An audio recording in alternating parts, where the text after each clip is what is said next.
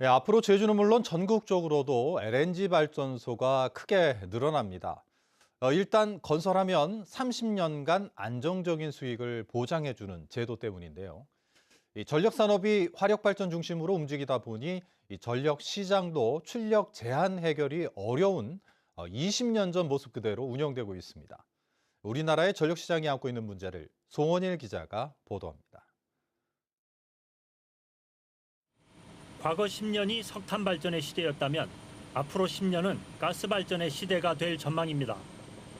정부가 10차 전력 수급 기본 계획을 통해 2036년까지 전국의 노후 석탄 발전소를 모두 LNG 발전소로 대체하기 때문입니다.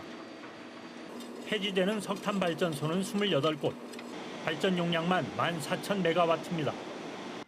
신규 가스 발전소 9,000메가와트도 추가로 건설됩니다. 모두 합하면 우리나라 원자력 발전소 25개와 맞먹는 규모입니다. LNG 수입 가격이 폭등하면서 연료비 부담이 커지는데도 가스 발전이 왜 늘어나는 것일까? 한전이 지분 100%를 소유한 발전 자회사가 투자한 경우 30년간 안정적인 수익을 보장하는 총괄 원가 보상 제도가 있기 때문입니다. 공사비와 연료비, 유지비, 심지어 법인세까지 발전소를 건설하고 운영하는 데 필요한 모든 원가를 회수할 수 있게 보장합니다.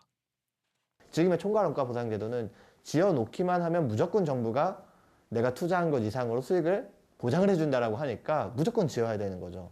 안정적인 캐시가 들어온 거다라는 확신을 주는 잘못된 시그널을 보여주다 보니까 화석연료 발전소가 계속해서 들어오게 되는 화력 발전의 안정적인 수익을 보장하는 또 다른 제도인 용량요금제. 발전기 가동 여부에 상관없이 설비 용량이 크면 보상액도 커집니다.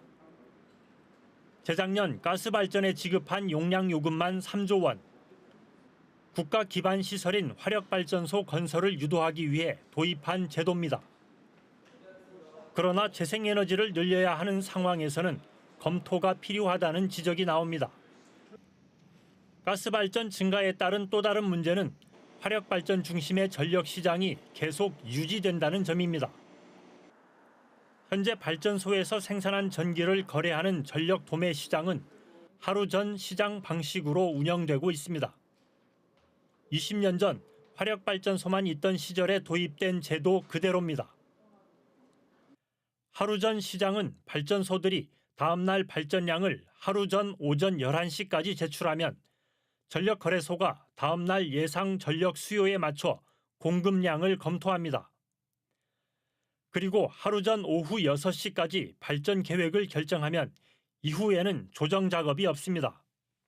하루 전 시장의 단점이 실질적으로 전력을 생산하는 시점과 차이가 있는 거예요. 하루 전에 예측을 하게 되면 그 오차가 굉장히 커집니다. 지금까지는 그 전날 시장으로 했을 때 다 그게 커버가 되는 게 어차피 화석연료 위주였으니까. 선진국은 재생에너지 확산에 따라 다양한 전력 도매 시장을 운영하고 있습니다.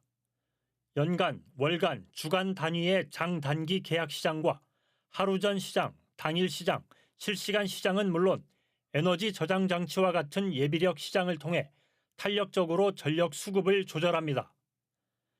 하루 전 시장만 운영하는 우리와는 대조적입니다. 재생에너지가 늘고 출력 제한이 심해지자 정부가 뒤늦게 제주의 실시간 시장 도입을 추진합니다. 운영 시점은 내년 2월.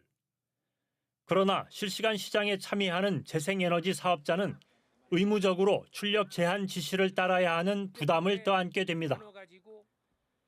이 때문에 재생에너지의 가치를 제대로 평가하고 적절한 보상 대책을 마련하지 않으면 반발이 예상됩니다. 어떤 보상은 없고 어떠한 출력 정지의 명분을 만든다 그거죠, 한마디로요. 그래서 상당히 저희는 가격이 하락할 것을 예상해서 그 부분에 대해서는 상당히 우려를 하고 있습니다. 재생에너지 출력 제한을 해결하기 위해 정부가 전력시장 개편에 나섰습니다. 그러나 가스발전을 지금처럼 확대하고 화력발전 중심의 전력 시스템을 계속 유지하는 한 전력시장 개편 시도는 성공을 장담하기가 쉽지 않아 보입니다. MBC 뉴스 송원일입니다.